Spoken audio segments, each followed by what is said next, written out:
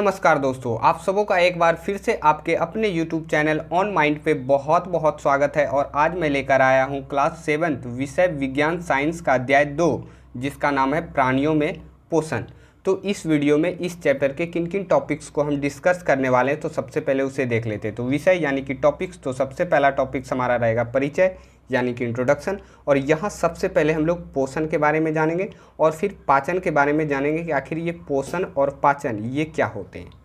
फिर मैं आप लोगों को बता दूं कि ये जो चैप्टर हमारा होने वाला है, यहाँ जो मुख्य हमारा जो बिंदु में ज़्यादातर रहेगा वो रहेगा मानवों में जो भोजन का पाचन जो होता है वो किस प्रकार से होता है।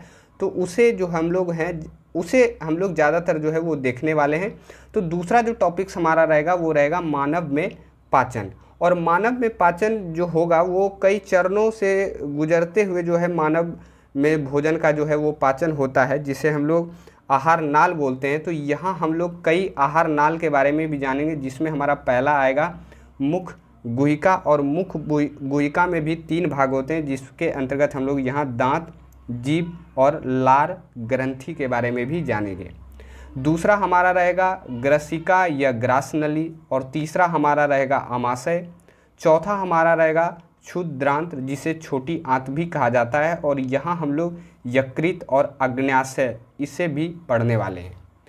पांचवा हमारा रहेगा बृहद्रांत, जिसे बड़ी आंत भी कहा जाता है। और छठा हमारा रहेगा मल द्वार अथवा गुदा। तो यहाँ मानव में पाचन के अंतर्गत हम लोग इतने सारे कह सकते हैं कि कीवर्ड्स को समझने वाले हैं और ये क्या होते हैं। तीसरा टॉपिक्स हमारा रहेगा घास खाने वाले जंतुओं में पाचन। और चौथा और आखिरी टॉपिक्स हमारा रहेगा अमीबा में संभरण एवं पाचन। तो यहाँ हम लोग इतने सारे टॉपिक्स को इस चैप्टर के अंतर्गत जो है वो कवर करने वाले हैं। तो चलिए फिर शुरू करते हैं। तो सबसे पहला टॉपिक्स जो हमारा है वो है परिचय यानी कि इंट्रोडक्शन। तो सबसे पहले हम लोग इंट्रोडक्शन को समझ लेते हैं। जैसा कि आप लोग जान रहे होंगे कि इस चैप्टर का नाम है प्राणियों में पोषण। तो सबसे पहले ये जो शब्द है प्राणियों में पोषण, इसे समझ लेते हैं। तो यहाँ जो ये प्राणी बोला जा रहा है, तो प्राणी का मतलब आप सिर्फ जंतु या सिर्फ आप मनुष्य को नहीं समझिएगा।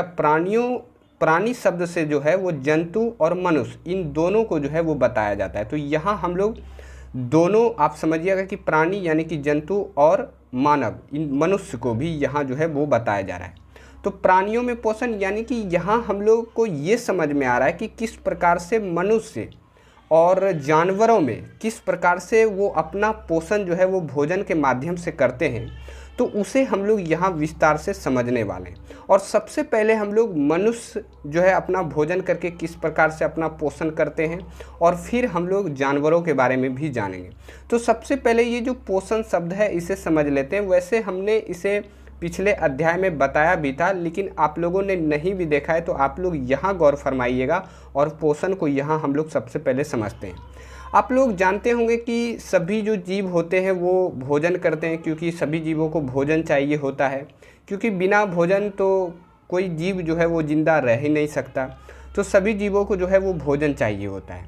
तो भोजन के रूप में जो ज़्यादातर जैसे कि हम लोग हैं, मनुष्य हैं, हम लोग क्या ग्रहण करते हैं।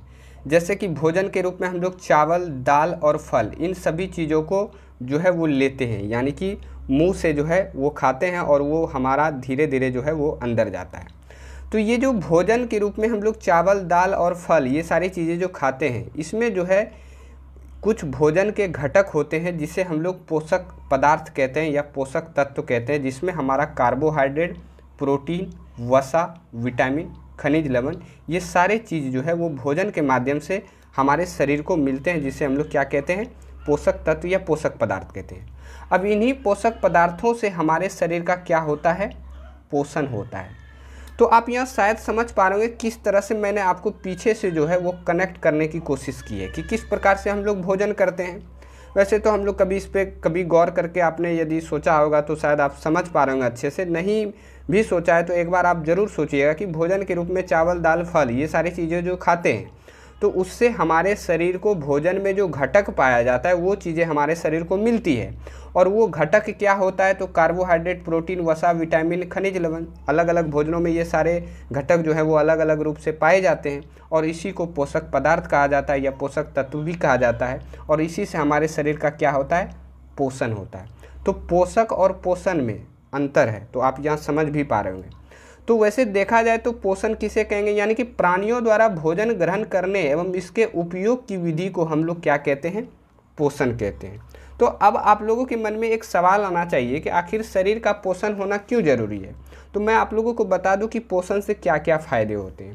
इससे क्या होता है कि शारीरिक जो संरचना होती है उसमें जो है वृद्धि विकास होता है। फिर जो भी हमारे शरीर का क्षतिग्रस्त भाग है उसका भी रख रखाव जो है वो पोषण के माध्यम से होता है। और दूसरा कहा जाए तो हम लोग अपने दैनिक जीवन में जो भी काम करते हैं, यदि हमें जो उस काम करने के लिए जो भी ऊर्जा चाहिए होता है वो भी ऊर्जा हमें इसी पोषण से ही मिलता है। तो शायद आप समझ पा रहे होंगे कि खास करके सभी जीवों के लिए जो पोषण है ना ये बहुत ज़रूरी होता है। बिना पोषण के शायद उस जीव का सही से जो है वो विकास नहीं हो पाएगा। तो आपको मैं बता दूं कि यहाँ हम लोग मानव और जंतु इन दोनों का जो है पोषण किस प्रकार से होता है ये समझेंगे, और यहाँ हमने पोषण को भी समझ भी लिया।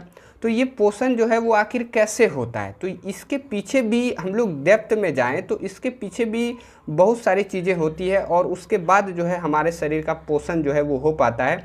और इसके पीछे यदि हम लोग गौर करें तो इसके पीछे जो है वो पाचन का योगदान होता है, जिसको हम लोग यहाँ अच्छे से समझने वाले हैं। तो सबसे पहले हम लोग पाचन को समझते हैं, और पाचन से भी हमारा जो है वो पोषण होता है। क्योंकि हम लोग जो भी भोजन खाते हैं तो हम लोग को क्या मिला, भोजन में जो भी घटक होगा जैसे कि कार्बोहाइड्रेट, प्रोटीन, जो भी चीज़ें हैं भोजन का जो घटक होता है वो पोषक पदार्थ हमारे शरीर के अंदर गया भोजन के साथ। फिर उसका क्या होता है, डाइजेशन होता है, यानी कि पाचन होता है, और उसके बाद पाचन के बाद हमारे शरीर का जो है वो पोषण हो पाता है। तो यहाँ सबसे पहले हम लोग पाचन को समझते हैं। तो पाचन एक भौतिक एवं रासायनिक क्रिया है जिसमें भोजन में उपस्थित वृहत अणु को तोड़कर सूक्ष्म अणुओं में बदल दिया जाता है। तो थोड़ा सा हम लोग यहाँ समझेंगे, बहुत आसान है ये पाचन। तो सबसे पहले यहाँ कहा जा रहा है कि पाचन जो है वो एक भौतिक और रासायनिक ये दोनों प्रक्रिया है। तो सबसे पहले मैं आप लोगों को बता दूं कि ये भौतिक रासायनिक क्रिया क्यों बोला जा रहा है। क्योंकि जैसे कि हम लोग भोजन किए तो हमारा जो तीत है, दांत है, उसके माध्यम से हम भोजन को क्या करते हैं, चबाते हैं। तो ये चबाने का जो काम हुआ तो वो क्या हुआ, एक तरह से भौतिक क्रिया हुआ। और तभी हम लोग चबा के खाते हैं भोजन को, तभी तो हमारा पाचन जो है वो सही से होता है। यदि हम भोजन को सही से नहीं चबाएं तो शायद वो अच्छे से पचेगा नहीं। तो कहीं ना कहीं पाचन में ये भौतिक क्रिया जो है वो सहयोग कर रहा है। तो हम लोग कह सकते हैं कि पाचन जो है वो भौतिक एवं रासायनिक दोनों क्रिया है। तो भौतिक को तो हमने समझ लिया। अब रासायनिक क्रिया में क्या होता है कि भोजन जो है कि जैसे हमने मुँह से खाया, चबाया, फिर वो धीरे धीरे हमारे पेट में गया, तो पेट में बहुत सारा रस निकलता है, और उस रस के माध्यम से जो भोजन जो होता है उससे पचाने में एक तरह से आसानी होती है। तो वो जो रस निकलता है उसमें बहुत सारा एक तरह से कह सकते हैं कि केमिकल चेंज होता है, रासायनिक परिवर्तन होता है। तो इस वजह से हम लोग कहते हैं कि भोजन का जो पाचन है वो भौतिक एवं रासायनिक दोनों क्रिया है। और भोजन में जो उपस्थित वृहत अणु होता है, वृहत का मतलब कह सकते हैं कि बड़ा, और इसी बड़े अणुओं को तोड़कर सूक्ष्म यानी कि छोटे अणुओं में बदल दिया जाता है। जैसे कि भोजन में हम लोगों ने, जैसे आप लोगों को बताएं कि जैसे चावल हम लोगों ने भोजन के रूप में खाया, तो चावल में क्या होता है, आप लोग जानते हैं कि भोजन का जो घटक होता है इसमें क्या होता है, कार्बोहाइड्रेट होता है। तो कार्बोहाइड्रेट आपका हो गया वृहत अणु, यानी कि ये कोई बड़ा चीज़ है, और इस बड़े चीज़ को पचाने के लिए हमको छोटे छोटे टुकड़ों में बांटना पड़ेगा, तभी ये जो है कि इसका डाइजेशन यानी कि इसका पाचन जो है वो सही से होगा, और इस कार्बोहाइड्रेट से जो भी चीज़ें मिलनी चाहिए हमारे शरीर को वो मिल पाएगा, और उसी को हम लोग क्या कहते हैं, पोषण कहते हैं। तो ये जो वृहत अणु होता है इसको तोड़कर क्या करते हैं, सूक्ष्म अणुओं में जो है वो बदल दिया जाता है। तो सूक्ष्म अणुओं में कैसे बदलेगा, तो इसे छोटे छोटे टुकड़ों में तोड़ करके, और ये पचने के बाद जब सूक्ष्म अणु यानी कि छोटे अणुओं में बदलेगा तो ये क्या में बदलेगा, तो ग्लूकोज बदलेगा, और ग्लूकोज से ही हमारे शरीर का क्या होगा, पोषण होगा। और पोषण से ग्लूकोज, आप जानते हैं कि ग्लूकोज से हमें ऊर्जा मिलती है, और इसी ग्लूकोज से हम लोग जो है कि अलग अलग काम को अपने दैनिक जीवन में कर पाते हैं। तो यहाँ पाचन में आप शायद समझ पा रहे होंगे कि ये एक तरह से कह सकते हैं कि एक तरह से बहुत जटिल प्रक्रिया है, और इस जटिल प्रक्रिया को जो है कि कई चीज़ों से जो है इसे आसान बनाया जाता है। अब दूसरे शब्दों में हम लोग पाचन की बात करें तो जटिल खाद्य पदार्थों का सरल पदार्थों में परिवर्तित होना या टूटना विखंडन कहलाता है, तथा इस प्रक्रिया को पाचन कहते हैं। तो यहाँ इसको समझने के लिए आप लोग ये समझिए कि जटिल खाद्य पदार्थों का सरल पदार्थों में किस प्रकार से परिवर्तन होता है। वैसे हम लोग देखें तो खाद्य अंतर्ग्रहण यानी कि भोजन ग्रहण विभिन्न विधियाँ, यानी कि अलग अलग जीवों के द्वारा जो भोजन ग्रहण किया जाता है वो अलग अलग तरीके से किया जाता है। जैसे कि एग्जाम्पल के तौर पे हम लोग अजगर सांप की बात करें तो अजगर सांप आप लोग जानते हैं कि ये समूचे प्राणी को निगलता है, यानी कि पूरे अलगट जो है कोई भी इसको जीव मिले, कोई भी प्राणी मिले, डायरेक्ट जो है इसको निगल जाएगा। तो यहाँ अजगर जो ये समूचा प्राणी को निगल जा रहा है, तो यही इसका एक तरह से जटिल खाद्य पदार्थ है। अब इसको पचाने के लिए इसको क्या करेगा, इसको परिवर्तित करेगा, यानी कि इसको बदलेगा। तो बदलेगा तो कैसे, तो छोटे छोटे टुकड़ों में बदलेगा। तो इसी को यहाँ बोला जा रहा है कि इसको हम लोग क्या कहते हैं, विखंडन कहते हैं। और इसी विखंडन के बाद ये भोजन को जो है वो पचा पाता है, और इसी को हम लोग क्या कहते हैं, तो पाचन कहते हैं। तो शायद आप इस चीज़ को समझ पा रहे हैं। वैसे मधुमक्खी की बात करें तो आप जानते हैं कि फूलों का मधु चूसते हैं, फिर वो पचाते हैं। फिर एक स्टारफिश नामक मछली है जिसे तारा मछली भी कहा जाता है। ये कैल्शियम कार्बोनेट के कठोर कवच वाले जंतुओं का आहार करती है, यानी कि कैल्शियम कार्बोनेट एक कठोर जो है वो पदार्थ होता है, और इस प्रकार के जो जीव समुद्र में पाए जाते हैं उसका ये आहार करते हैं, यानी कि उसको खाते हैं। वैसे हम लोग यदि बात करें तो आप लोग जानते हैं कि हम लोग भी कई तरह के भोजन जो है वो करते ही हैं, ठूसते ही रहते हैं हमेशा। तो वो जो भोजन करते हैं ना, तो वो एक तरह से जटिल होता है, यानी कि एक तरह से कहते हैं कि वो जटिल खाद्य पदार्थ है, या वो कह सकते हैं कि वो वृहत अणु है। उसको पचाने के लिए हम लोग को छोटे छोटे अणुओं में तोड़ना पड़ता है। तो यहाँ एग्जाम्पल के तौर पे मैंने आपको 2 जटिल जो भोजन का घटक है उसे यहाँ लिया है। तो कार्बोहाइड्रेट को तो मैंने आप लोगों को समझा दिया। वैसे देखा जाए तो प्रोटीन, ये भी आपका वृहत अणु है, और ये जो है पचने के बाद जो है अमीनो एसिड में बदलता है, यानी कि सूक्ष्म अणुओं में बदलता है, और फिर इस प्रकार से हमारा शरीर का जो है वो पोषण हो पाता है। और पोषण होने के बाद जो है हमारे शरीर में वो चीज़ें अलग अलग रूप से काम करती है। तो यहाँ अब तक हम लोगों ने प्राणियों में पोषण में हम लोगों ने क्या समझा, प्राणियों को समझा, फिर पोषण को समझा, फिर पोषण होने के लिए पाचन का होना जरूरी है, और फिर पाचन को समझा। और पाचन में हम लोगों ने वृहत अणु और सूक्ष्म अणु या जटिल खाद्य पदार्थ, ये सारी चीज़ें क्या होती है इसको भी समझा। अब हम लोग सबसे पहले जो है वो मनुष्य में जो पाचन होता है, पाचन तो थोड़ा सा हमने आप लोगों को यहाँ जो है एक झलक दिखा दिया। अब आगे हम लोग जानेंगे कि पाचन जो है ना वो एक लंबी प्रक्रिया है, वो कई सारे जो शरीर के पार्ट्स होते हैं वहाँ से गुजरते हुए जो है वो पाचन जो है वो पूरा होता है। तो उसे हम लोग अगले पेज पे जो मानव का पाचन होगा हमारा टॉपिक, वो किस प्रकार से होता है, तो उस पूरी प्रक्रिया को, पूरी लंबी प्रक्रिया को हम लोग अगले पेज पे समझने वाले हैं। यहाँ तक जो भी चीज़ें मैंने आप लोगों को समझाने का प्रयास किया शायद आप समझ पा रहे होंगे। अब इस पेज से हम लोग मानव में पाचन जो किस प्रकार से होता है, यानी कि मानव जो भोजन करता है उसका पाचन किस प्रकार से होता है, उस पूरी प्रक्रिया को हम लोग पूरे विस्तार से एक एक करके हर एक चीज़ों को यहाँ से हम लोग विस्तार से पढ़ने वाले हैं। तो सबसे पहला पॉइंट कहा जा रहा है कि भोजन एक सतत नली से गुजरता है जो मुख गुहिका से प्रारंभ होकर गुदा तक जाती है। सतत नली का मतलब होता है कि एक के बाद एक नली जो है एक दूसरे से जुड़ी हुई होती है, और इस तरह से हमारा भोजन जो है वो गुजरता है, और इसकी शुरुआत जो होती है वो मुख गुहिका से होती है, और अंत में ये गुदा तक जो है वो जाता है, यानी कि यहाँ जो है वो पूरा प्रक्रिया जो है वो पूरा होता है। जैसे मैं आप लोगों को थोड़ा सा चित्र के माध्यम से यदि दिखा दूँ तो आप शायद इस चीज़ को समझिएगा। यहाँ सबसे पहले हम लोग जो मानव का पाचन होता है, तो वो जो भोजन करते हैं तो वो सबसे पहले हम लोग मुख गुहिका में लेते हैं, और ये पूरा भोजन पचने के बाद आखिरी में जो ये निकलता है तो हमारा यहाँ गुदा यानी कि मल द्वार से निकलता है। तो ये सबसे शुरुआती चरण हुआ, और ये आपका सबसे आखिरी चरण हुआ। और यहाँ आप देख सकते हैं कि एक के बाद एक नली आपको मिलेगा, जैसे मैं अभी आपको आगे समझाऊंगा। सबसे पहले थोड़ा जो वो सतत नली शब्द है उसका थोड़ा सा अर्थ बता दूं कि वो सतत नली क्यों कहा जा रहा है, क्योंकि यहाँ एक के बाद आपको एक नली मिलेगा, और इसमें अलग अलग भोजन में जो भी अवयव होते हैं, जो भी घटक होते हैं, उसका पाचन जो है अलग अलग तरीके से होता है, जिसे हम लोग एक एक करके जानेंगे भी। तो आप शायद इस पॉइंट को समझ पा रहे होंगे। अब ये जो नली होता है, सतत नली होता है, इस नली को विभिन्न भागों में हम बांट सकते हैं, यानी कि अलग अलग भागों में यदि बांट करके पढ़े तो हम आसानी से इन सभी चीज़ों को जो है अच्छे से समझ सकते हैं। और इस नली में अलग अलग बांटेंगे तो सबसे पहला जो हमारा आएगा वो होगा मुख एवं मुख गुहिका, तो ये आपका पहला नली हुआ। फिर आपका आएगा ग्रास नली या ग्रसिका, फिर तीसरा आपका आमाशय, फिर आपका क्षुद्रांत जिसे छोटी आंत भी कहा जाता है, और आपका फिर आएगा बृहद्रांत और इसे बड़ी आंत भी कहा जाता है, और फिर आपका छठा आएगा आपका मलद्वार अथवा गुदा। तो इतने सारे नली के माध्यम से हमारा जो भोजन है वो गुजरता है, और ये एक नली जो होता है ये सतत नली होता है, और इसे हमने आपको यहाँ कर्म में ही बताया है कि इसके बाद कौन सा नली होता है, इसके बाद कौन सा नली होता है। तो ये भी आप जो है एक सीरीज में जो है वो ध्यान में रखना है।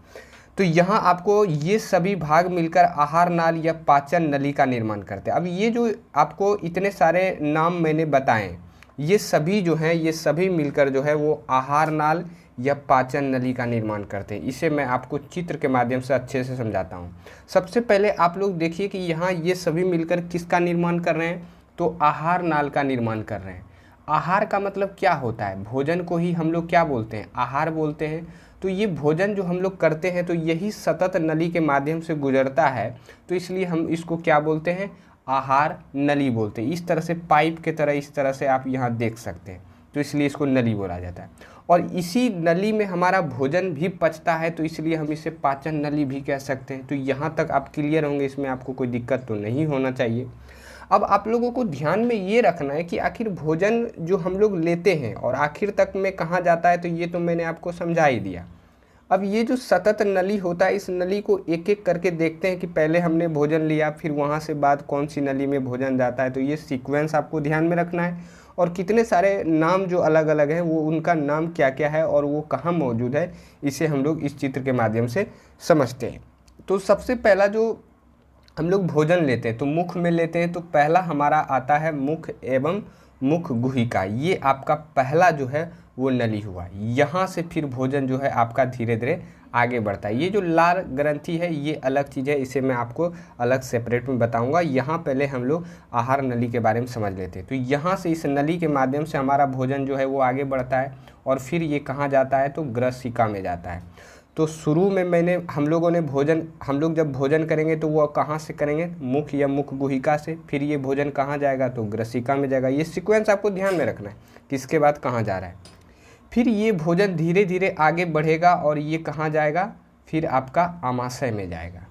और आमाशय के बाद ये धीरे धीरे आपका ये जो आप देख रहे हैं ये आपका है छोटी आंत, तो यहाँ भोजन जो है उसके बाद जाएगा। और फिर इसके बाद ये आपका हो जाता है बड़ी आंत, फिर यहाँ भोजन जाएगा। और इसके बाद पूरा पचने के बाद जो इसका मल होगा, एक तरह से कचरा होगा, वो यहाँ गुदा में यानी कि मल द्वार के माध्यम से ये बाहर चला जाएगा। तो ये पूरा जो है आहार नाल के बारे में हम लोगों ने समझा कि कौन से सबसे पहले आहार नाल आते हैं और उसके बाद कौन सा होता है, उसके बाद कौन सा होता है। तो इसको हमने यहाँ आप लोगों को बताया। वैसे यहाँ आप यदि चित्र में नहीं समझे होंगे तो इस पार्ट्स को आप यहाँ रिलेट कीजिएगा। तो यहाँ तो आप जान ही रहे हैं, ये आपका हो जाता है ग्रसिका यहाँ तक, और फिर यहाँ से ये जो आप देख रहे हैं यही आपका हो गया आमाशय। फिर ये आमाशय जो है यहाँ आप अंदर से ये आपका जो दिख रहा है ये आपका हो जाता है छोटी आंत, और फिर इसका कनेक्शन ये इससे होता है और ये आपका हो जाता है बड़ी आंत। और फिर यहाँ से भोजन जो है आपका गुदा यानी कि मल द्वार के माध्यम से कचरा जो है वो बाहर निकलता है। तो शायद यहाँ आहार नली को आप समझ पा रहे होंगे। तो भोजन को पचने में सबसे पहला जो योगदान होता है वो आहार नली का होता है। तो आहार नली को हमने ये सभी 6 पार्ट्स को समझा कि किस प्रकार से और कहाँ और कैसे सीक्वेंस में आपको ध्यान में रखना है कि भोजन पहले मैंने कहाँ लिया, उसके बाद भोजन कहाँ जाता है। अब इसके अलावे पाचन तंत्र में हमारा एक पाचन ग्रंथि भी होता है, यानी कि अभी हमने पाचन तंत्र को पूरा नहीं समझा। अभी तो हमने सिर्फ आहार नाल या आहार एक तरह से कह सकते हैं कि पाचन नली को समझा। अब इसके अलावे कुछ पाचन ग्रंथियां भी होती है, इसे हम लोग यहाँ समझते हैं। तो आहार नाल में कुछ पाचन ग्रंथियां भी पाई जाती है, जैसे लार ग्रंथि और यकृत एवं अग्न्याशय, जो पाचक रस स्रावित करती है। यानी कि ये आहार नली के अलावे इसमें कुछ पाचन ग्रंथियां भी पाई जाती है, और ये कौन कौन सी होती है, तो लार ग्रंथि, यकृत और अग्न्याशय, ये आपका 3 पाचन ग्रंथि हुआ। और ये क्या करती है, ये पाचक रस निकालती है और इसी पाचक रस की सहायता से भोजन जो है वो आसानी से पच पाता है। स्रावित का मतलब होता है निकालना। अब इसी जो पाचन ग्रंथियां हैं इसे अब हम लोग समझते हैं। तो यहाँ जो मैंने ये आपको लार ग्रंथि छोड़ा था, ये आपका हो गया पाचन ग्रंथियाँ। और इसके अलावे यहाँ आपका ये हो जाता है यकृत और ये आपका हो जाता है अग्न्याशय। इसे आप यहाँ भी देख सकते हैं कि ये आपका हो गया यकृत और ये जो पीले कलर का आप देख रहे हैं ये आपका हो जाता है अग्न्याशय। तो 3 पाचन ग्रंथियाँ होती है। अब आप सोचिएगा कि ये पित्ताशय, तो ये भी एक तरह से इसमें भी कोई रस जो है वो निकलता है, तो इसे मैं आप लोगों को अलग से सेपरेट में बताऊंगा। यहाँ आप आहार नली और ये जो पाचन ग्रंथि होता है इसे आप समझ पा रहे होंगे। और इन दोनों को मिलाकर के ही हमारा पाचन तंत्र बनता है, यानी कि इन दोनों को यदि मिला करके देखें तो हमारा पूरा जो है सिस्टम जो है वो डाइजेस्टिव सिस्टम होगा और पाचन तंत्र होगा। और इसी दोनों की सहायता से कोई भी भोजन जो हम लोग करते हैं वो भोजन जो है आसानी से पचते हैं। तो शायद आप इस चीज़ को समझ पा लोगे। अब आगे पाचक रस जटिल पदार्थों को उनके सरल रूप में बदल देते हैं। तो अभी मैंने बताया कि ये जो पाचन ग्रंथियाँ इससे जो रस निकलता है ये क्या करता है, तो ये भोजन को जो है पचाने में काम करता है कि जो भी जटिल पदार्थ है, और पचाने के बाद ये सरल रूप में उसे आसानी से बदल देता है। कि जैसे मान लेते हैं कार्बोहाइड्रेट आपका हो गया जटिल पदार्थ, तो इसको सरल रूप में कैसे बदलेंगे, तो ग्लूकोज के रूप में बदलेंगे। और ये बदलने में ये जो अग्न्याशय और आपका यकृत और ये आपका लार ग्रंथि, इससे जो रस निकलता है इसे बदलने में जो है वो आसानी होती है, ये बदल पाते हैं। अब आप लोगों को नोट में ध्यान में रखना है कि आहार नाल एवं उससे जुड़ी ग्रंथियाँ मिलकर पाचन तंत्र का निर्माण करती है, यानी कि डाइजेस्टिव सिस्टम। अब हम लोग समझ गए, यहाँ हम लोग आहार नाल के बारे में समझे, यहाँ पाचन ग्रंथियाँ के बारे में समझे, क्योंकि मानव के पाचन में ये दोनों चीज़ों का होना आवश्यक है। और यही दोनों चीज़ें जब आपस यदि मिला करके हम लोग देखें तो हमारा क्या बनता है, पाचन तंत्र बनता है, यानी कि डाइजेस्टिव सिस्टम पूरा ये दोनों मिला करके होता है। और ये दोनों मिल करके ही कोई भी भोजन को जो है, जो भी भोजन में घटक होते हैं, अवयव होते हैं, उसे जो है डाइजेस्ट करते हैं, यानी कि पचाते हैं। तो शायद यहाँ मानव में पाचन, अब तक जो हमने आहार नाल और पाचन ग्रंथियाँ और ये पाचन तंत्र क्या होते हैं, इन तीनों के बारे में आप अच्छे से समझ पा रहे होंगे। अब आगे अब देखिए, मुख जो गुहा है या मुख गुहिका, ये आपका जो है पाचन नली या आहार नली का पहला जो है एक तरह से पार्ट्स है। और शुरुआती तौर से भोजन जो है यहीं से हम लोग खाते हैं और यहीं से पाचन भी प्रारंभ होता है। तो इसलिए कहा जाता है कि भोजन का पाचन जो है वो मुख से ही शुरू हो जाता है। उसे हम लोग यहाँ जो है अभी समझने वाले हैं। तो सबसे पहले यहाँ पहली लाइन जो कही जा रही है कि आहार को शरीर के अंदर लेने की क्रिया अंतःग्रहण कहलाती है। तो अंतःग्रहण क्या होता है, तो अंतःग्रहण का मतलब होता है कि भोजन को जो हम लोग मुंह में लेते हैं, यानी कि शरीर के अंदर लेते हैं, यही क्रिया क्या कहलाती है, यह काम क्या कहलाती है, तो अंतःग्रहण कहलाती है। अब देखिए, मुख गुहिका को 3 भाग हैं, यानी कि मुख गुहिका को भी हम लोग 3 प्रकार से बांट करके पढ़ सकते हैं। ऐसा क्यों, क्योंकि आप लोग जानते हैं कि ये जो हमारा मुंह है उसमें 3 चीज़ें जो है भोजन को पचाने में सहयोग करता है। एक तो आपका दांत हो गया, दूसरा आपका जीभ हो गया, और तीसरा आपका जो है ये जो लार ग्रंथि है, जिसे लाला ग्रंथि भी कहा जाता है। तो ये 3 चीज़ें जो है भोजन को पचाने में भी मदद करती है और ये आपका मुख एवं मुख गुहिका में ही पाया जाता है। तो यहाँ हम लोग इन तीनों के बारे में भी पढ़ेंगे। तो सबसे पहले जो हमारा दांत होता है उसे हम लोग समझ लेते हैं कि ये दांत में जो बहुत सारी चीज़ें होती है जो हमें जाननी है। तो दांत एक आवरण से घिरा होता है जिसे इनामेल कहते हैं, और इनामेल शरीर का सबसे कठोर भाग है। यानी कि ये जो आप सफ़ेद कलर का देख रहे हैं, ये जो ऊपर का आवरण होता है दांत का, इसे ही कहा जाता है इनामेल। और इसी इनामेल को शरीर का सबसे कठोर या एक तरह से कह सकते हैं कि कड़ा भाग भी माना जाता है। और आप दांतों का ये जो उजला रंग देखते हैं, ये उजला रंग भी एनामेल के कारण ही होता है। तो ये चीज़ें आपको पहला दांत के बारे में ध्यान में रखनी है। अब आप लोगों को सोचना ये है कि दांत कितने होते हैं, तो दांत होते हैं 32। तो इन 32 दांत में से कुछ दांत को जो है अलग नाम रखा गया है और उनका काम भी जो है वो अलग होता है। तो यहाँ हम लोग वही समझेंगे कि कितने प्रकार के दांत जो हैं वो होते हैं और उनका क्या क्या काम होता है, उसे हम लोग यहाँ अच्छे से समझ लेते हैं। तो सबसे पहले हम लोग बता देते हैं कि दांत जो है वो 4 टाइप्स के होते हैं। एक आपका होता है कृतंक, जिसे इंसाइजर कहा जाता है। दूसरा आपका होता है रदनक, जिसे कैनाइन कहा जाता है। और तीसरा आपका होता है अग्र चवर्णक, जिसे प्रीमोलर कहा जाता है। और चौथा आपका होता है चवर्णक, जिसे मोलर कहा जाता है। तो यहाँ ये कौन कौन से दांत ये हैं, तो यहाँ हम लोग थोड़ा सा समझने का प्रयास करते हैं। तो यहाँ आप ये दांत देख पा रहे होंगे। वैसे दांत का काम क्या होता है, तो भोजन को चबाता है ये, क्योंकि पहली बार जब हम कोई खाना खाते हैं तो दांतों के द्वारा ही उसे छोटे छोटे टुकड़ों में बांटते हैं। ये तो आप लोग जान ही रहे हैं। तो मैं आप लोगों को समझाने का प्रयास कर रहा हूँ कि ये ऊपर का दांत हुआ जबड़ा और ये नीचे का हुआ, ये ऊपर का ये नीचे का। तो यहाँ ऊपर का समझ लें तो नीचे, क्योंकि जो भी ऊपर है वही तो नीचे भी है। तो सबसे पहले हम लोग ऊपर का समझ लेते हैं। तो आप ये दांत और ये दांत, ये जो 4 दांत ऊपर देख रहे हैं, इन्हीं 4 दांत को क्या कहा जाता है, कृतंक कहा जाता है। क्या कहा जाता है, कृतंक। तो ये 4 दांत ऊपर हैं तो 4 दांत आपको नीचे भी मिलेगा। तो ये कृतंक की संख्या कुल कितनी हो जाएगी, 8 हो जाएगी, क्योंकि 4 ऊपर है और 4 नीचे है। तो सबसे पहले आपको ध्यान में रखना है कृतंक कौन सा दांत, तो ये जो आगे का 2 आगे का और ये, यानी कि ये 4 आगे का जो शुरुआती दांत है, उसी को हम लोग क्या कहते हैं, कृतंक। और इसकी संख्या क्या होती है, 8 होती है। और इसका काम क्या होता है, तो ये काटने का काम करता है किसी भी चीज़ को। क्योंकि आप कोई भी चीज़, जैसे आप लोग ऐसे सोचिए कि कोई भी चीज़ खाते हैं तो सबसे पहले क्या करते होंगे, आप शुरू में ही इसे यहीं कट करते होंगे। तो इसलिए इस दांत का काम क्या हो जाता है, काटने का काम हो जाता है। अब आगे जो हमारा रदनक है, इसे हम लोग समझने का प्रयास करते हैं। तो जस्ट इसके बगल में जो ये दांत आपको दिखाई दे रहा है और यूं ये दांत दिखाई दे रहा होगा, ये दांत आपका हो जाता है रदनक। इसको क्या बोलते हैं, रदनक। तो ये दू हो गया आपका ऊपर और दू हो जाएगा ये नीचे। तो इसकी संख्या कितनी हो जाएगी, तो 4 हो जाएगी। और इसका काम क्या होता है, तो ये किसी भी चीज़ को फाड़ने का काम करता है।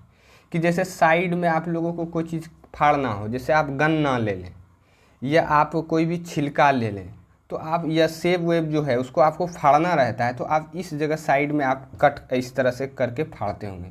तो शायद आप इस चीज़ को शायद यदि सोचे तो आप समझ पाएंगे। तो वैसे आप लोग नहीं सोच पा रहे हैं तो आप लोग ये जानिए कि इसका काम होता है फाड़ने का। ये प्रैक्टिकली भी आप जब भी किसी चीज़ को फाड़िएगा तो ध्यान दीजिएगा कि हम दांत के किन हिस्सों में उन चीज़ों को रख रहे हैं और फाड़ रहे हैं। अब चौथा जो हमारा दांत है वो है अग्र चवर्णक, जिसे हम लोग प्री मोलर कहते हैं। और इसकी भी संख्या मैं आप लोगों को बता दूं कि 8 होती है। यानी कि तो यहाँ के बाद 1 और 2 और फिर इधर 1 और 2, तो ये 4 दांत आपका ऊपर हो गया। और इसी तरीके का यहाँ 4 दांत जो है नीचे का जो हो जाएगा, वैसे देखा जाए तो यहाँ से 1 और 2 और 1 और 2, तो ये आपका क्या हो जाता है, प्रीमोलर हो जाता है। कौन सा दांत हो जाता है, प्रीमोलर। और इसकी भी संख्या कितनी होती है, तो 8 होती है। और इसका काम क्या होता है, तो पीसने और चबाने का काम करते हैं। अब इसके बाद का जो इधर का जो लास्ट आपका दांत बच जाता है, यानी कि 3 और 3, 6 ऊपर और 6 नीचे, यानी कि 12 दांत जो होता है वो आपका मोलर हो जाता है, यानी कि चवर्णक हो जाता है। इसको हम लोग चौवा वगैरह इस तरह से नाम करके भी बोलते हैं। तो ये आपका कुल दांत 12 हो जाता है और इसका काम जो होता है वो पीसने और चबाने का काम होता है। तो सबसे पहले हम लोगों ने यहाँ दांतों के बारे में ये समझा कि कृतंक जो होता है इसकी संख्या कितनी होती है, 8। काम क्या है, काटने का कार्य। दूसरा रदनक कैनाइन, और इसका भी संख्या जो होता है वो होता है 4। इसका काम क्या होता है, फाड़ने का कार्य। और अग्र चवर्णक की संख्या कितनी होती है, तो 8, और इसका काम क्या होता है, पीसने और चबाने का काम।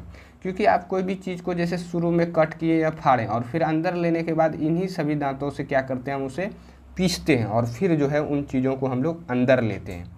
तो ये एक तरह से कह सकते हैं कि पाचन तंत्र का एक तरह से ये पार्ट्स होता है, क्योंकि यहीं से वो भोजन जो है आहार नली में ही ये सारी प्रक्रिया हो रही है, जो कि एक मुख गुही का पहला हमारा आहार नाल है। तो इसलिए यहाँ हम इस चीज़ को देख रहे हैं। तो चवर्णक में आपका हो जाता है 12 दांत और इसका भी काम क्या होता है, पीसने और चबाने का काम होता है। और टोटल आप गिनिएगा तो आपका हो जाएगा 32। तो यहाँ पीसने और चबाने का काम होता है क्योंकि आप कोई भी चीज़ को यहीं आप पीसते हैं, इसी अग्र चवर्णक और चवर्णक की सहायता से। तो आप दांतों के बारे में जो मैंने आप लोगों को यहाँ बताया, तो शायद आप इस चीज़ को अच्छे से समझ पा रहे होंगे। और ये आपको ध्यान में रखना है, यहाँ से क्वेश्चंस भी जो है वो पूछा जाता है कि कृतंक का क्या काम होता है, तो काटने का कार्य। रदनक का क्या काम है, तो फाड़ने का कार्य। इनकी संख्या कितनी होती है, तो 4 होती है। तो इस तरह से क्वेश्चन आपको पूछा जा सकता है। तो आप ये चीज़ें जो है वो ध्यान में रखिएगा। यहाँ आप दांतों को समझ गए होंगे। अब आगे जो हमारा जो एक तरह से मुख गुहिका का ही जो पार्ट है, ये हमारा हो जाता है जीभ। तो यहाँ हम लोग जीभ को समझते हैं।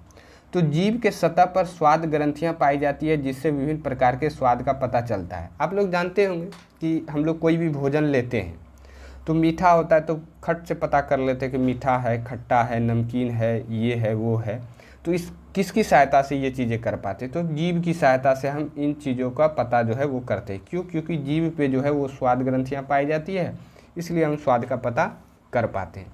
तो जीभ का जो है ना बहुत सारा अलग अलग पार्ट होता है, और उन पार्ट के द्वारा अलग अलग स्वादों का जो है वो पता चलता है। और ये पार्ट्स आपके एग्जामों में पूछा जाता है कि जीभ का कौन सा हिस्सा जो है किन स्वाद का जो है वो पता जो है, जीभ के कौन से हिस्से से किन स्वाद का पता चलता है। तो यहाँ हम लोग बेसिकली जीभ का कौन सा हिस्सा से कौन सा स्वाद का पता चलता है, सबसे पहले उसे देख लेते हैं। तो यहाँ सबसे पहले आपको जीभ पे ध्यान देना है। और जीभ का ये सबसे पहला जो ये आप आगे का हिस्सा देख रहे हैं, क्योंकि यहाँ तो बाँठी रखा है, ये आपका ये जो आप कलर में देख रहे हैं ये सारा हिस्सा है। तो ये सबसे ये जो जीभ का आगे का हिस्सा है, इससे जो है मीठे स्वाद का पता चलता है। तो आपसे पूछा जाए कि जीभ के आगे वाले हिस्से से कौन से स्वाद का पता चलता है, तो मीठे स्वाद का। फिर आप ये जो किनारे में ब्लू कलर का देख रहे हैं और इधर भी किनारे में, ये दोनों किनारे से जो है नमकीन स्वाद का पता चलता है। और फिर इसके जस्ट ये किनारे से जो है आपका खट्टे का पता चलता है, यहाँ भी आपका खट्टा है। और फिर जीभ का ये जो पीछे का हिस्सा होता है, इससे आपका कड़वा या तीखा स्वाद का पता चलता है। और बीच में जो ये लाइन होता है, आप जीभ में भी देख सकते हैं, तो ये लाइन जो होता है, ये जो बीच का हिस्सा होता है, इस बीच वाले हिस्से से उमामी जो स्वाद होता है इसका पता चलता है, यानी कि ये जो मध्य में पाया जाता है। तो इतने सारे हिस्से से इतने सारे अलग अलग प्रकार के स्वादों का जो है जीभ के द्वारा पता किया जाता है। तो शायद आप इस चीज़ को समझ पा रहे हैं। वैसे आपसे पूछेगा कि जीभ का जो मध्य हिस्सा होता है उससे किस स्वाद का पता चलता है, तो उमामी। किनारे से कौन, तो नमकीन और खट्टा। पीछे से कौन, तो कड़वा या तीखा। तो इस तरह से क्वेश्चन भी पूछा जा सकता है, और जीभ में आपको इतना ही ध्यान में रखना है। अब हमारा लास्ट जो होता है वो है लार ग्रंथि, जिसे लाला ग्रंथि भी कहा जाता है। तो ये क्या करता है, तो ये बेसिकली क्या करता है, हमारे मुख में लाला ग्रंथि होती है जो लाल रस निकालती है। यानी कि इसके द्वारा जो है एक रस निकाला जाता है, कि जैसे मुंह में हमने भोजन लिया, दांत से चबाया, जीभ से स्वाद का पता किया, और धड़ से ये जो लार ग्रंथि है ये लाल रस निकालती है।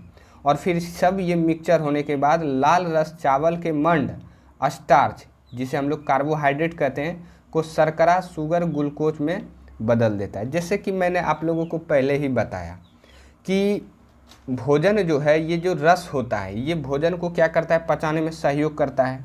और यही रस जो है वो भोजन के जटिल को एक तरह से सरल पदार्थों में जो है वो बदलता है।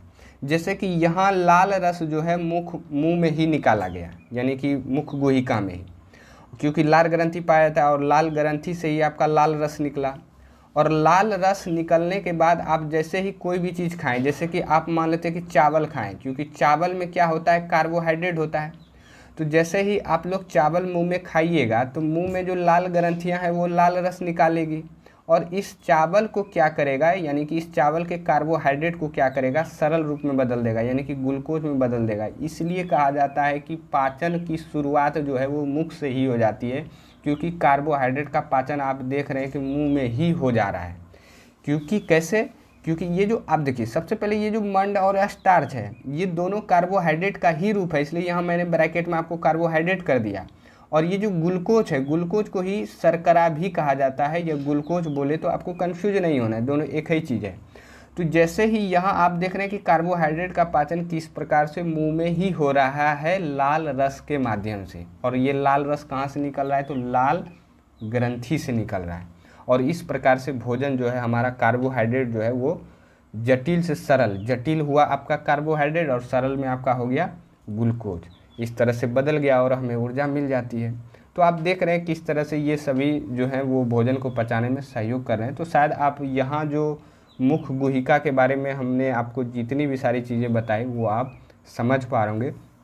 अब आहार नाल का हमारा जो अगला पार्ट होगा वो हम लोग अगले पेज पे देखेंगे। तो दूसरा आहार नाल हमारा है ग्रसिका।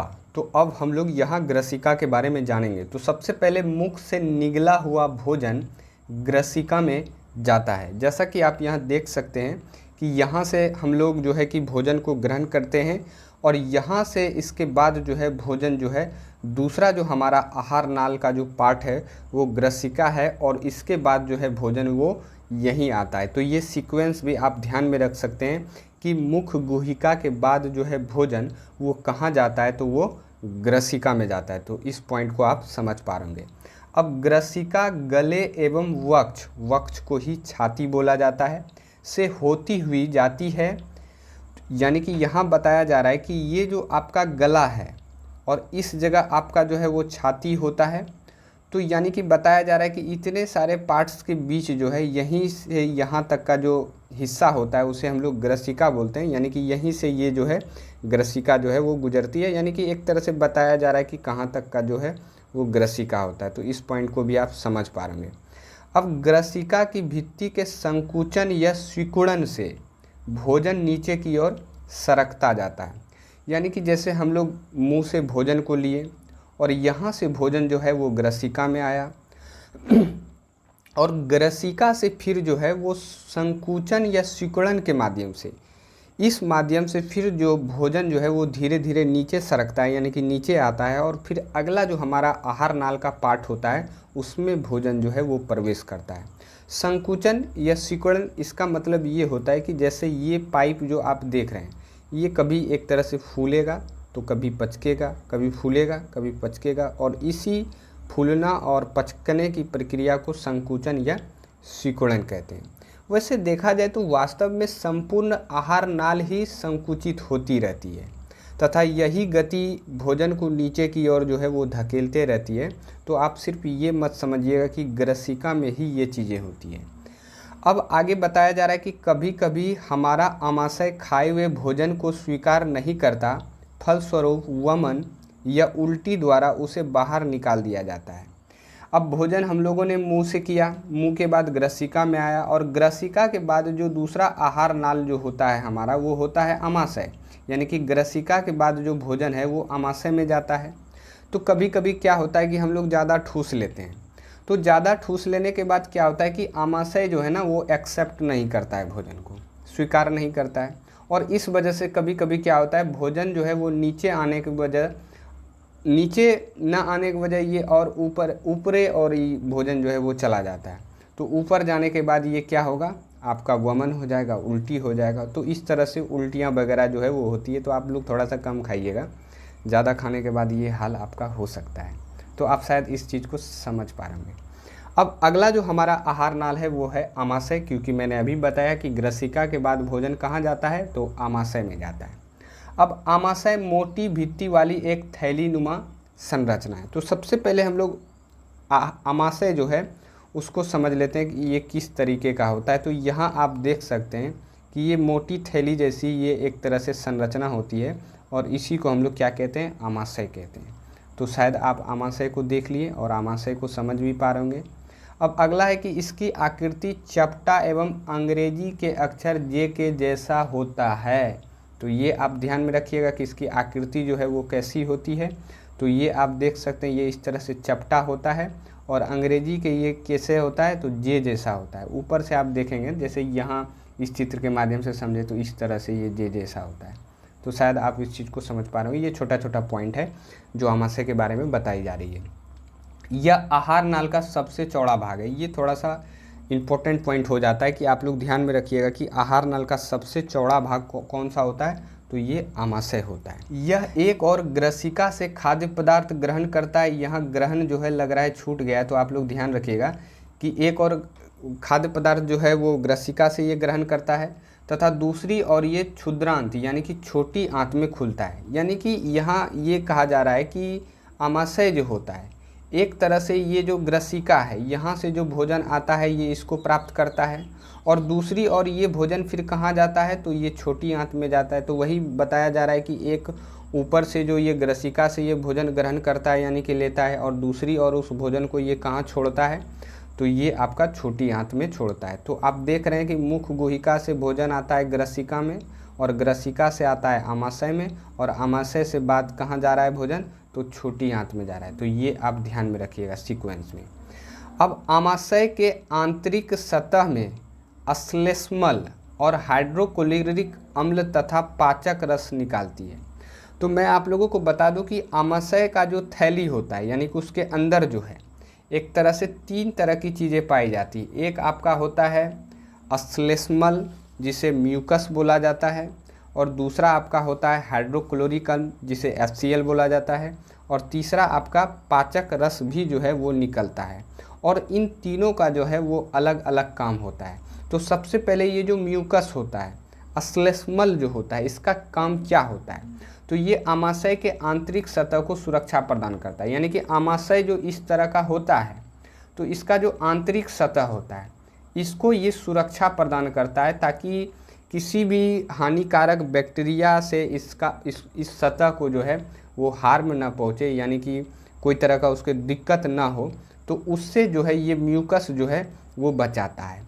अब ये हाइड्रोक्लोरिक अम्ल का क्या काम होता है, तो हाइड्रोक्लोरिक अम्ल अनेक ऐसे जीवाणुओं को नष्ट करता है जो भोजन के साथ वहाँ तक पहुँच जाते हैं। अब जैसा कि आप लोग जानते हैं कि कभी कभी हम लोग क्या होता है कि भोजन जैसे किए, अब हम लोग को थोड़ी ना पता रहता है कि उस भोजन में कौन सा जीवाणु या कौन सा बैक्टीरिया है, तो कभी हम लोग भूल चूक से जो है कि भोजन किए और उसके साथ साथ कोई जीवाणु यदि हमारे पेट में चला जाता है भोजन के साथ, तो उस जीवाणु को मारने का काम जो करता है वो आपका हाइड्रोक्लोरिक अम्ल करता है। ये आमाशय में जो होता है ये उसको जो है मार देता है, ताकि हमें जो है किसी प्रकार का दिक्कत ना हो और हमारा भोजन जो है वो सही से पचे और हमारे शरीर का पोषण जो है वो सही से हो पाए। तो शायद आप इस चीज़ को समझ पा रहे हैं। अब पाचक रस जिसे जठर रस भी बोला जाता है, तो प्रोटीन को सरल पदार्थों में विघटित कर देता है। तो यहाँ ये मोस्ट इम्पॉर्टेंट पॉइंट हो जाता है कि आमाशय जो होता है यहाँ एक पाचक रस निकाला जाता है जिसे हम लोग जठर रस भी बोल सकते हैं, यानी कि गैस्ट्रिक जूस होता है। और ये किसको पचाने में सहायता करता है, तो ये प्रोटीन को पचाने में सहायता करता है, क्योंकि प्रोटीन आपका जो है वो एक तरह से कह सकते हैं कि आपका जटिल पदार्थ हुआ और इसको ये सरल पदार्थों में बदल देता है। तो यहाँ 2 चीज़ें हम लोगों को समझना है कि कार्बोहाइड्रेट का सर्वप्रथम पाचन कहाँ हो रहा था, तो हम लोगों ने देखे कि मुख गुहिका में, और कौन सा जो रस निकलता है यानी कि कौन सी ग्रंथियाँ के द्वारा, तो लाल ग्रंथि के द्वारा वो कार्बोहाइड्रेट को पचाया जाता है। और दूसरा हम लोग यहाँ आमाशय में देख रहे हैं कि प्रोटीन का पाचन होता है, और किसकी मदद से, तो पाचक रस या जठर रस की मदद से। तो आपसे पूछा जाए कि प्रोटीन का पाचन कहाँ होता है, तो आमाशय में, और कार्बोहाइड्रेट का पाचन कहाँ होता है, तो मुख गुहिका में, और सर्वप्रथम भोजन का पाचन कहाँ होता है, तो वही मुख्य गुहिका यानी कि मुंह में ही। तो इस तरह से क्वेश्चन जो है वो बनता है। तो शायद आप इस चीज़ को समझ पा रहे हैं, तो आपको कंफ्यूज नहीं होना है। तो यहाँ हम लोगों ने देखा कि आमाशय के आंतरिक सतह में कौन कौन सी चीज़ें पाई जाती है, तो म्यूकस, हाइड्रोक्लोरिक अम्ल और पाचक रस। म्यूकस का क्या काम होता है कि ये जो आमाशय का सतह होता है उसको जो है वो सुरक्षा प्रदान करता है, और हाइड्रोक्लोरिक अम्ल जो है भोजन के साथ जो भी जीवाणु या बैक्टीरिया कोई भी चीज़ चला गया तो उसको मारने का काम करता है, और ये पाचक रस जो होता है ये प्रोटीन को पचाने का काम करता है। तो ये तीनों चीज़ें आप समझ पा रहे होंगे और आपको ध्यान में रखना है, और ये मोस्ट इम्पॉर्टेंट आपका हो जाता है। तो ये आप तो आमाशय देख ही लिए होंगे। अब अगला जो हमारा आहार नाल है वो हमारा है छोटी आंत यानी कि क्षुद्रांत, क्योंकि आप लोग जानते हैं कि आमाशय के बाद जो भोजन है वो यहीं आता है छोटी आंत में। तो छोटी आंत लगभग 7.5 मीटर अत्यधिक लंबी कुंडलित नली है, यानी कि 7.5 मीटर जो है ये लंबा होता है छोटी आंत, और ये एक तरह से कुंडलित टाइप का होता है, जिसको मैं अभी आपको दिखाऊं तो यहाँ आप देख सकते हैं कि ये आपका हो जाता है छोटी आंत, क्योंकि ये आपका आमाशय का पाइप है यानी कि आहार नाल है, और ये अंदर से जो है इस तरह से आप देख सकते हैं ये आपका है छोटी आंत। देखिए वैसे इसका नाम छोटा है लेकिन ये सबसे बड़ा है। अभी हम लोग ऐसे इसके बारे में जानेंगे भी। तो ये कितना बड़ा है, तो ये 7.5 मीटर यानी कि 7.5 मीटर ये अत्यधिक लंबी कुंडलित नली है। तो ये आप ध्यान में रखिएगा। यह आहार नली का सबसे लंबा भाग होता है, जैसा कि मैंने आप लोग को अभी ही बताया, ये आहार नली का सबसे लंबा भाग होता है। तो पूछा जाए कि आहार नली का सबसे लंबा भाग कौन सा होता है, तो छोटी आंत। नाम है छोटी, काम है बड़ा, तो इसलिए आप लोग भी जो है कि नाम के पीछे मत भागिए, काम के पीछे भागिए। काम बड़ा कीजिए, नाम अपने आप होगा।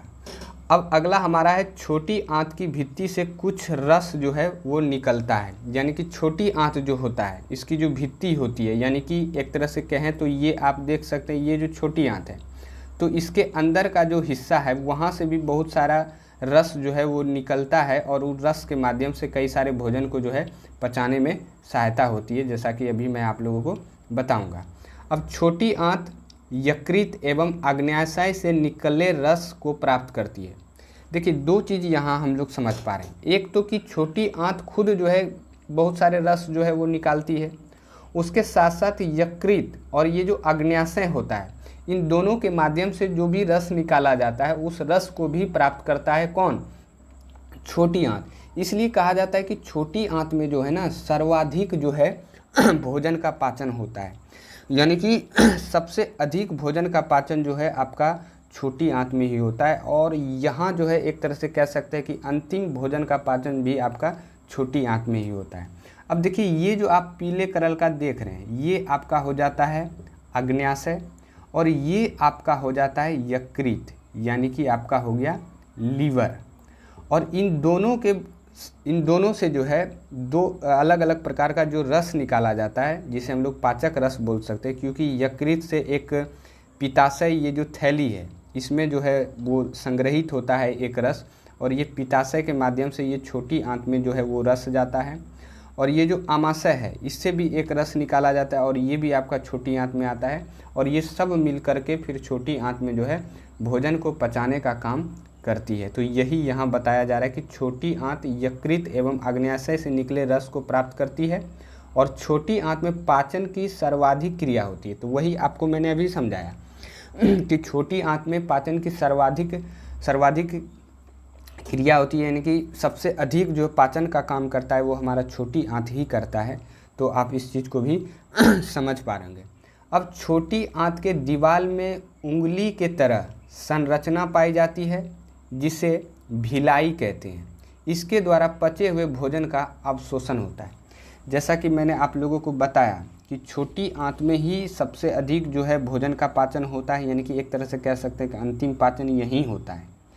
अब देखिए क्या होता है कि छोटी आंत के अंदर आप देखिएगा तो इस तरह से जो है दीवार जैसी आपको संरचना दिखाई देगी, आप यहाँ देख सकते हैं, और इसे क्या कहा जाता है, भिलाई कहा जाता है। तो ये भी आपको ध्यान में रखना है। और कभी कभी इसी आंतरिक सतह में जो ये पाया जा रहा है इसी को कभी कभी दीर्घरोम भी कहा, इसी को दीर्घरोम अथवा रसांकुर भी बोला जाता है। तो ये आप ध्यान में रखिएगा कि इसे भिलाई के अलावा किस नाम से जाना जाता है, तो दीर्घरोम अथवा रसांकुर भी बोला जाता है। और इसी के द्वारा जब भोजन जो है पूरा पच जाता है और उससे जो भी हमको पोषक चाहिए उसका एब्जॉर्प्शन यानी कि अवशोषण जो है यही भिलाई के द्वारा किया जाता है। और इस भिलाई के द्वारा अवशोषण करके उस भोजन को, यानी कि भोजन से जो भी पोषक हमको मिला उससे जो है ब्लड में जो है वो मिला दिया जाता है, और रक्त में मिलने के बाद यानी कि खून में मिलने के बाद वो सभी जगह जो है शरीर के सभी भागों में रक्त के माध्यम से वो पोषण जो है वो पहुंचता है,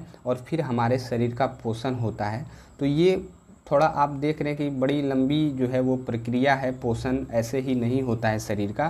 तो आप शायद इस चीज़ को समझ पा रहे होंगे कि किस प्रकार से भोजन जो है वो पचता है। तो यहाँ ये चीज़ें जो आप मैं आप लोगों को समझाने का प्रयास कर रहा हूँ, आप शायद इस चीज़ को समझ पा रहे होंगे। अब आगे हमारा यहाँ जब यकृत की बात हो रही है तो यहाँ सेपरेट में हम लोग यकृत को देख लेते हैं कि ये क्या होता है। तो ये आपका हो जाता है लीवर हो जाता है, और यकृत जो है वो गहरे लाल भूरे रंग की ग्रंथि होती है। यानी कि ये जो यकृत है ये आप देख सकते हैं ये कैसा कलर का होता है, तो ये लाल भूरे रंग की ग्रंथि होती है। और यकृत शरीर का सबसे बड़ी ग्रंथि है। तो आप लोगों को ये मोस्ट इम्पॉर्टेंट पॉइंट है, यकृत जो है वो सबसे बड़ा जो है बड़ी ग्रंथि है पूरे शरीर का। तो आपसे पूछे कि शरीर की सबसे बड़ी ग्रंथि कौन सी है, तो वो आपका क्या हो जाएगा, यकृत हो जाएगा। अब यकृत जो है वो उदर के ऊपरी भाग में दाहिनी ओर स्थित होती है।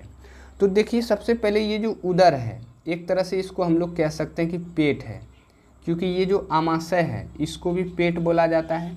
तो ये हमारा पेट का हिस्सा हो जाता है।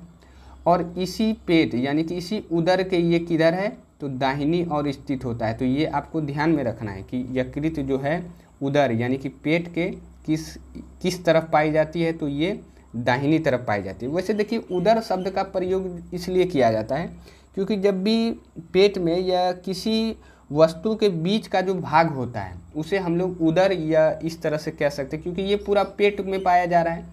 तो ये एक तरह से बीच का हिस्सा जो है ना, बीच में गैप होता है आमाशय के बाद, उसी को उदर बोल दिया, क्योंकि वो एक तरह से यानी कि पेट का हिस्सा है। तो उदर को हम लोग पेट भी बोल सकते हैं। तो यहाँ आप उदर को शायद समझ पा रहे होंगे, आपको इसमें कन्फ्यूज नहीं होना है कि ये उदर क्या है। तो एक तरह का ये पेट ही है, क्योंकि ये पेट के अंदर है, पेट का हिस्सा है, तो इसे हम पेट बोल सकते हैं।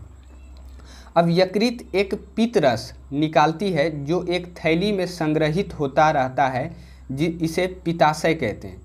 यानी कि ये जो यकृत है यहाँ आप देख सकते हैं इसके अंदर ये इस तरह का एक थैली होता है, और इस थैली में जो है बहुत सा यकृत के द्वारा जो भी रस निकाला जाता है वो जमा होते रहता है, और उस रस को हम लोग क्या कहते हैं, पित्ताशय कहते हैं। और यही रस जो है बाद में आपका जो है छोटी आंत में जाकर के मिलता है और फिर भोजन को पचाने में सहायक होता है, जैसा कि मैंने आपको पीछे भी बताया।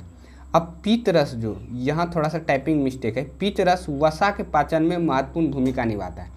अब ये जो पित्त रस जो जाता है यहाँ छोटी आंत में, तो ये किस भोजन को पचाने में मदद करता है, तो ये वसा यानी कि फैट को पचाने में मदद करता है। तो कार्बोहाइड्रेट का पाचन कौन सी ग्रंथि से, तो आपका हो जाता है लार ग्रंथि। फिर प्रोटीन का पाचन कहाँ हो रहा था, तो वो आमाशय में हो रहा था, आमाशय के द्वारा जो रस निकाला जा रहा था। और आपका जो है वसा का पाचन कहाँ हो रहा है, तो ये छोटी आंत में हो रहा है। तो ये आपको ध्यान में रखना है। इसीलिए तो आहार नाल और आपका पाचन ग्रंथि ये दोनों मिलकर जो है वो डाइजेस्टिव सिस्टम यानी कि पाचन तंत्र बनाता है, क्योंकि ये दोनों सहयोग कर रहा है भोजन को पचाने में, आप देख रहे हैं। और इसी बीच में जो है कि आपका आहार नाल और आपका पाचन ग्रंथियाँ ये दोनों जो है वो पाई जाती है। तो पित्त रस जो है वो किसके पाचन में सहयोग करता है, तो वसा का पाचन कहाँ हो रहा है, तो छोटी आंत में। वैसे देखा जाए तो जो भी लास्ट में बच जाता है वो सारा जो है छोटी आंत में ही आपका पचता है। तो ये आप ध्यान में रखिएगा। अब आगे हमारा जो अग्न्याशय है, अग्न्याशय को भी देख लेते हैं, क्योंकि ये भी इसमें आपको सिर्फ एक ही पॉइंट ध्यान में रखना है कि अग्न्याशय हल्के पीले रंग की दूसरी सबसे बड़ी ग्रंथि होती है जो आमाशय के ठीक नीचे स्थित होता है। आप देख रहे हैं ये आपका आमाशय है और इसके ठीक नीचे ये जो पीले कलर का देख रहे हैं यही आपका है अग्न्याशय। और ये हल्के कैसा रंग का होता है, तो पीले रंग का होता है। और ये पूरे शरीर की दूसरी सबसे बड़ी ग्रंथि है। तो पहली सबसे बड़ी ग्रंथि कौन सी थी, यकृत थी, और दूसरी सबसे बड़ी ग्रंथि तो आपका अग्न्याशय हो जाता है। तो आपको अग्न्याशय के बारे में इतना ही ध्यान रखना है। और इसके द्वारा भी जो रस निकाला जाता है वो कहाँ जाता है, छोटी आंत में जाता है, और फिर वो भोजन को पचाने में सहायक होता है। अब नोट में आप लोगों को 3 बातें जो है वो ध्यान में रखनी है। वो 3 बातें कौन कौन सी हैं और मोस्ट इम्पॉर्टेंट बातें हैं, तो आपको यहाँ ध्यान रखना है कि भोजन जैसे कि कार्बोहाइड्रेट है तो ये सरल शर्करा जैसे कि ग्लूकोज में परिवर्तित हो जाते हैं। अब देखिए कार्बोहाइड्रेट जो है वो भोजन का घटक है, क्योंकि भोजन के रूप में हम लोग जो है कि जो भी खाते हैं, जैसे कि मान लेते उदाहरण के तौर पे देखें तो चावल जैसे खाएं तो चावल में आपका कार्बोहाइड्रेट पाया जाता है। तो चावल हम लोग भोजन के रूप में लिए और भोजन के घटक में हमको क्या मिला, कार्बोहाइड्रेट। और ये एक आपका जटिल पदार्थ होता है और इसी को पचा करके हम लोग क्या बदल देते हैं, सरल पदार्थ में बदल देते हैं, जो कि आपका ग्लूकोज में परिवर्तित होता है। तो कार्बोहाइड्रेट जो है वो पचने के बाद किस में बदलता है, तो आपका ग्लूकोज में बदलता है। यही क्वेश्चन इस तरह से पूछेगा, तो आपको ध्यान में रखना है। वैसे देखा जाए तो वसा अम्ल एवं ग्लिसरॉल में परिवर्तित हो जाता है। तो ये जो वसा है आपका फैट जो है ये पचने के बाद 2 चीज़ों में बदलेगा। ये तो आपका वसा अम्ल में बदलेगा यानी कि फैटी एसिड में बदलेगा, या आपका ग्लिसरॉल में बदलेगा, तो ये आपको ध्यान में रखना है। जबकि प्रोटीन जो है वो एमिनो अम्ल में परिवर्तित हो जाता है। तो प्रोटीन आपसे पूछे कि प्रोटीन पचने के बाद किस में बदलता है, तो ये एमिनो अम्ल में परिवर्तित हो जाता है, यानी कि एमिनो अम्ल में बदल जाता है। तो ये आपको ध्यान में रखना है।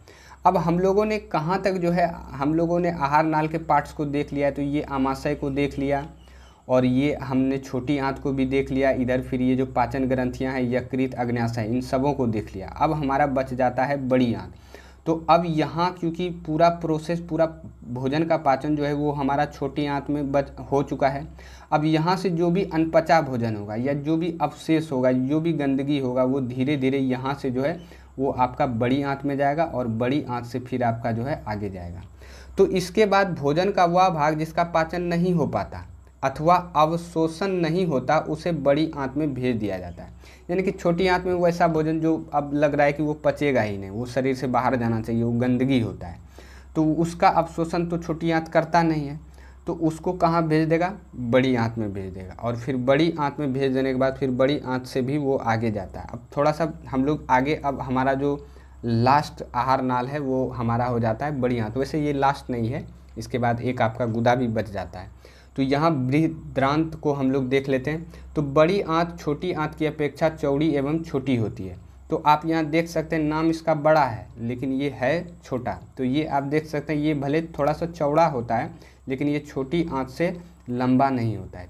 भले इससे ज़्यादा ये चौड़ा होता है लेकिन ये बड़ा नहीं होता है। तो यही यहाँ कहा जा रहा है कि बड़ी आंत छोटी आंत की अपेक्षा चौड़ी एवं छोटी होती है।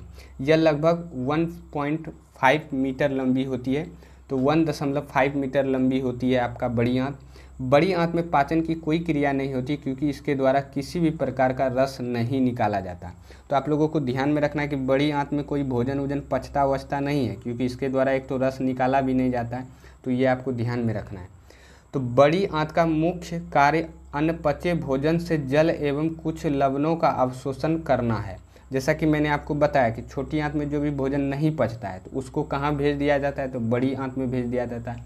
और बड़ी आंत क्या करता है, उसी अनपचे भोजन से जो भी इसको थोड़ा सा जल मिल गया, कुछ लवण मिल गया, उसका अवशोषण ही कर लेता है बेचारा।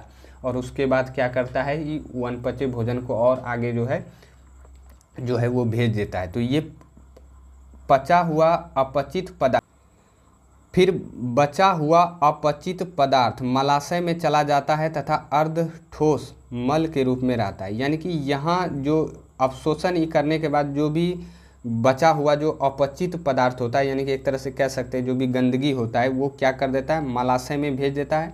और मलाशय में ये कैसा जमा होता है, तो अर्ध ठोस, यानी कि ना ज़्यादा ये कड़ा होगा, यानी कि ना ज़्यादा ये सख्त होगा और ना ज़्यादा ये एक तरह से लिक्विड टाइप का होगा, ये अर्ध ठोस के रूप में होगा, यानी कि बैलेंस में होगा।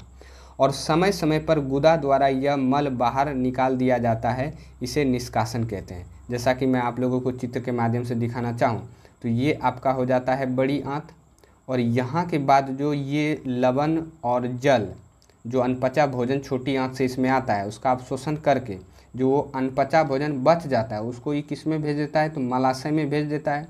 और मलाशय में ये अर्ध ठोस के रूप में रहता है और समय समय पे यही मलाशय जो है उसको गुदा में भेजता है और गुदा के माध्यम से वो धीरे धीरे क्या होता है, भोजन मतलब वो अनपचा भोजन, गंदगी जो होता है वो धीरे धीरे बाहर निकलने रहता है और निकलते रहता है। और इस प्रक्रिया को क्या कहते हैं, तो निष्कासन कहते हैं। तो शायद आप ये आहार नाल को जो भी मैंने आप लोगों को इतना सारा चीज़ बताया वो सभी चीज़ें आप शायद समझ पा रहे होंगे। अब हमारा जो अब हमारा अगला टॉपिक है घास खाने वाले जंतुओं में पाचन। तो यहाँ हम लोग ये जानेंगे कि आखिर जो भी जंतु होते हैं, जानवर होते हैं, वे जो अपना घास खा करके अपना जो पोषण करते हैं वो किस प्रकार से करते हैं। तो सबसे पहले मैं आप लोगों को एक चित्र के माध्यम से दिखा दूं कि जिस प्रकार से हम मानव जो है, हम इंसान भोजन करते हैं, उसी प्रकार से जानवर भी जो है जिंदा रहने के लिए और अपने काम को करने के लिए वो भी जो है भोजन करते हैं। और जो भी पार्ट्स हमारा होता है भोजन को पचाने के लिए, लगभग उसी तरह का पार्ट्स जो है वो जानवरों के पास भी होता है। बशर्ते इसमें अंतर ये है कि हम इंसानों में जो पाचन की प्रक्रिया है वो थोड़ी अलग है और जानवरों में पाचन की प्रक्रिया वो थोड़ी अलग है, क्योंकि हम इंसानों के द्वारा भोजन हम लोग थोड़े अलग तरीके से करते हैं और जानवरों के द्वारा भोजन जो है वो अलग तरीके से किया जाता है। तो सबसे पहले आपको इस चित्र पे जो है वो ध्यान देना होगा कि यहाँ जो आप ये पूरा पार्ट्स देख रहे हैं ये आपका पूरा जो है वो जानवर का पेट हो जाता है, क्योंकि एक जानवर मैंने लिया है और इसी को हम लोग क्या बोलते हैं, आमाशय, क्योंकि आप लोग जानते हैं आमाशय को ही तो पेट कहा जाता है। बस जानवर का जो ये आमाशय ही सिर्फ जो है ये 4 अलग अलग पार्ट्स में जो है वो डिवाइड होता है। पहला इसका होता है रेक्टिकुलम, दूसरा होता है अबोमेजम और तीसरा होता है अमोजम और चौथा होता है रियूमन, जिसे रूमेन भी कहा जाता है। और यही पार्ट्स जो है वो सबसे इम्पोर्टेंट होता है जानवरों का और इसी को हम लोग यहाँ जो है पढ़ने भी वाले हैं। और यहाँ आप देख सकते हैं कि इसमें भी आपका ग्रसिका पाया जाता है, छोटी आंत, बड़ी आंत और इस तरह से कई सारे पार्ट्स जो हैं आपको पाचन तंत्र के दिखाई दे रहे होंगे। अब हम लोग यहाँ जो है एक एक करके इन चीज़ों के बारे में थोड़ी सी जानकारी जो है वो लेते हैं कि घास खाने वाले जानवर पहले घास को जल्दी जल्दी निगलकर आमाशय के एक भाग में भंडारित कर लेते हैं। यह भाग रूमेन कहलाता है। जैसा कि हमने अभी बताया कि जानवरों का जो पेट होता है वो 4 अलग अलग भाग में जो है वो डिवाइड होता है आमाशय, और इसमें जो एक भाग जो होता है इसका रूमेन, जिसे रूमेन भी कहा जाता है, इसमें ये जानवर क्या करते हैं जल्दी जल्दी एक बार में घास को क्या करते हैं ले करके यहाँ क्या कर देते हैं इस पार्ट्स में इकट्ठा कर देते हैं। और उसके बाद जो ये जो पार्ट्स होता है जहाँ ये भोजन को यानी कि एक बार इकट्ठा करते हैं उसी को हम लोग क्या कहते हैं, रूमेन कहते हैं। अब क्या होता है कि गाय, भैंस एवं हिरन जैसे घास खाने वाले जंतु रोमंथी या रूमिनेंट कहलाते हैं, क्योंकि ये रूमेन में जो है भोजन को इकट्ठा करते हैं और फिर ये क्या करेंगे उस भोजन को जो है फिर एक एक करके धीरे धीरे मुंह में लाएंगे और फिर उसको चबा चबा करके, जिसको जुगाली बोला जाता है, और उस प्रोसेस से वो अपना भोजन जो है वो पचा पाते। तो इस तरह से इसलिए इस प्रकार के जंतु को एक तरह से रोमंथी या रूमिनेंट जो है इस तरह के जंतु कहलाते, क्योंकि इसमें गाय, भैंस, हिरन ये सभी इसी प्रकार से भोजन करके और अपना पाचन जो है वो करते हैं। यानी ऐसे जानवर घासों का अंतर्ग्रहण तीव्रता से करके उन्हें निगल लेते हैं तथा रूमेन में भंडारित कर लेते हैं। जैसा कि वही बातें कही जा रही है, अंतर्ग्रहण का मतलब होता है कि भोजन जो करते हैं उसी को अंतर्ग्रहण कहते हैं। तीव्रता यानी कि जल्दी जल्दी ये ले लेते हैं यानी कि निगल लेते हैं। और रूमेन जो एक आमाशय का जो एक हिस्सा होता है, पहला हिस्सा होता है, उसमें ये उसको क्या करते हैं जमा कर देते हैं। और कुछ अंतराल के बाद भोजन पुनः मुख में आ जाता है और पशु धीरे धीरे रोमंथन, यानी कि रोमंथन को ही क्या बोला जाता है, जुगाली कर उसे चबाते हैं। यानी कि ये जो भोजन इकट्ठा किए हुए ये रहते हैं रूमेन में, उसी को ये धीरे धीरे फिर मुंह में लाते हैं और फिर ये क्या करते हैं उसको चबाते हैं, यानी कि एक तरह से उसको जुगाली बोला जाता है या इसको रोमंथन बोला जाता है। और फिर इस प्रकार से ये भोजन को पचा पाते हैं और इस वजह से इस प्रकार के जानवर जो हैं वो रोमंथी या रूमिनेंट कहलाते हैं। तो शायद इन सभी बातों को आप समझ पा रहे होंगे। अब नोट में आपको ध्यान में रखना है कि घास में सेलुलोस की प्रचुरता होती है, जो एक प्रकार का कार्बोहाइड्रेट होता है। जैसे कि हम लोग चावल के माध्यम से कार्बोहाइड्रेट जो एक पोषक तत्व है उसे प्राप्त करते हैं, और जानवर जो है घास में जो सेलुलोस होता है उससे ये कार्बोहाइड्रेट प्राप्त करते हैं। यानी कि इनको भी पोषक तत्व मिल रहा है और इनका भी पोषण हो रहा है। इस चीज़ को आप यहाँ समझ भी पा रहे होंगे।